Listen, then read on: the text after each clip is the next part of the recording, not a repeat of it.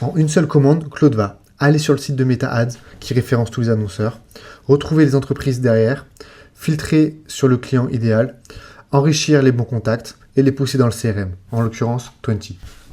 Hey, j'ai envie de vous montrer comment on peut créer une liste de prospects en branchant Claude Code à un second cerveau commercial. Je parle beaucoup dans mes vidéos de Claude Code, mais sachez qu'en fait le système que j'utilise est complètement indépendant de l'IA et ça pourrait être très bien derrière ChatGPT, Gemini ou encore Mistral. Donc là, c'est une mission que je commence pour un client et je dois cibler les entreprises dans le bâtiment qui font des ads sur Meta. Donc les ads, c'est le signal, c'est le point de départ. Ça nous permet d'identifier les prospects. Et à partir de ce signal, on va construire la pipeline. Donc je lui mets en place tout son second cerveau commercial. Et de là, on a branché une IA qui ensuite, du coup, peut connaître son contexte, utiliser ses méthodologies et les processus qu'on a définis et utiliser la même stack d'outils que mon client. En une seule commande, Claude va aller sur le site de Meta Ads qui référence tous les annonceurs, retrouver les entreprises derrière, filtrer sur le client idéal, enrichir les bons contacts et les pousser dans le CRM, en l'occurrence 20.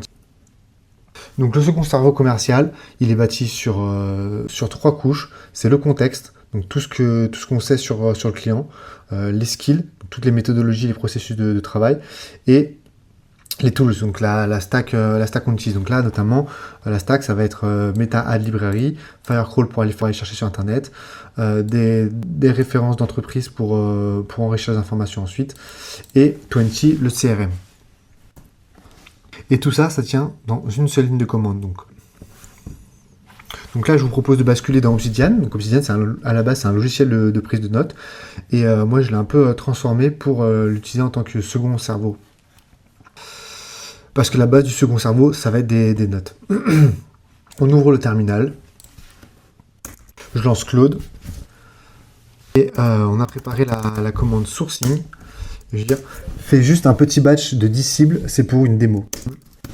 On part juste sur un batch de 10 parce que ça peut être un peu long. Donc là, on est dans le second cerveau du projet BTP.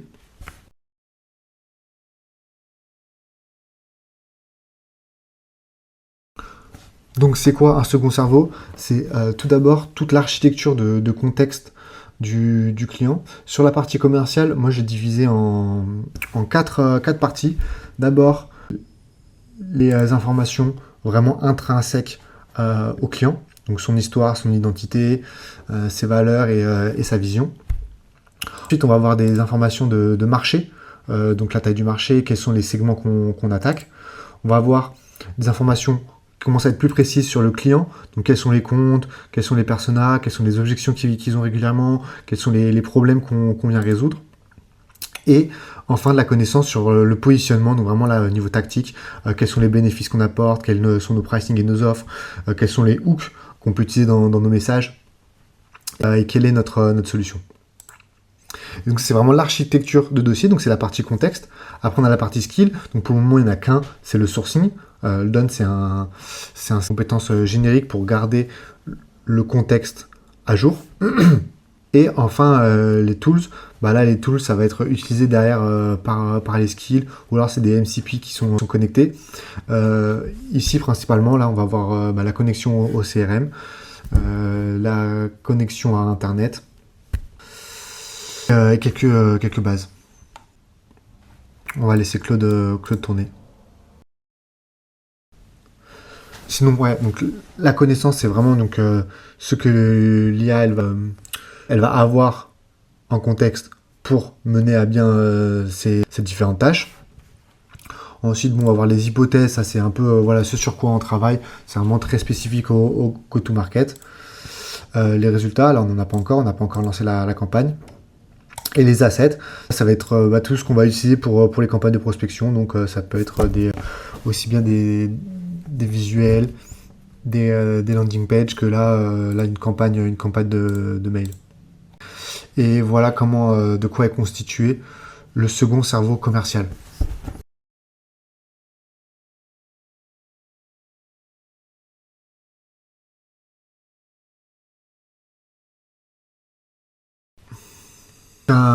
un autre avantage de Obsidian, donc d'abord, ça permet de lire les fichiers de contexte, de les avoir ici.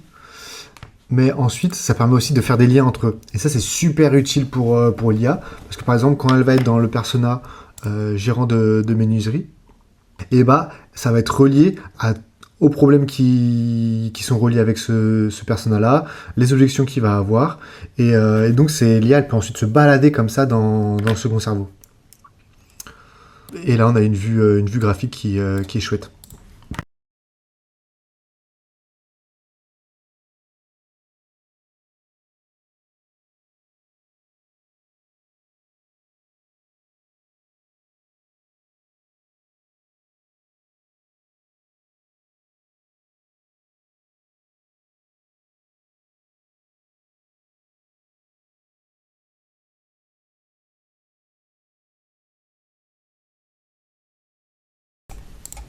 On voit là que sur les 10 cibles que je lui ai demandé de récupérer au démarrage, elle en a gardé que 4 qui ont passé le filtre ICP. Donc ICP, c'est pour Ideal Customer Profile, c'est les clients idéaux.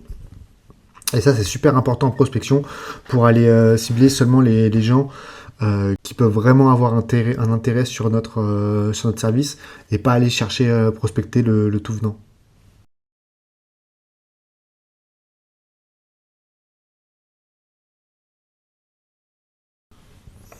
Et donc, il nous propose d'importer les 4 leads dans 20.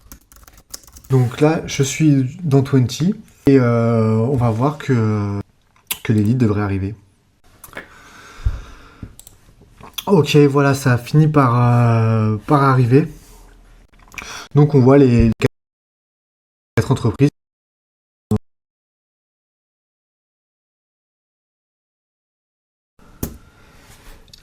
Et voilà, bah merci d'avoir regardé cette vidéo. Donc je vous ai montré comment, avec un second cerveau commercial sur lequel on branche une IA, et ben elle va travailler avec nous, avec notre contexte, avec nos outils, avec nos méthodologies de travail. Et ça permet voilà, d'automatiser une grande partie du travail. J'espère que la vidéo vous a plu. Si c'est le cas, bah, je vous invite à mettre un like et un commentaire. Et à bientôt pour une prochaine vidéo.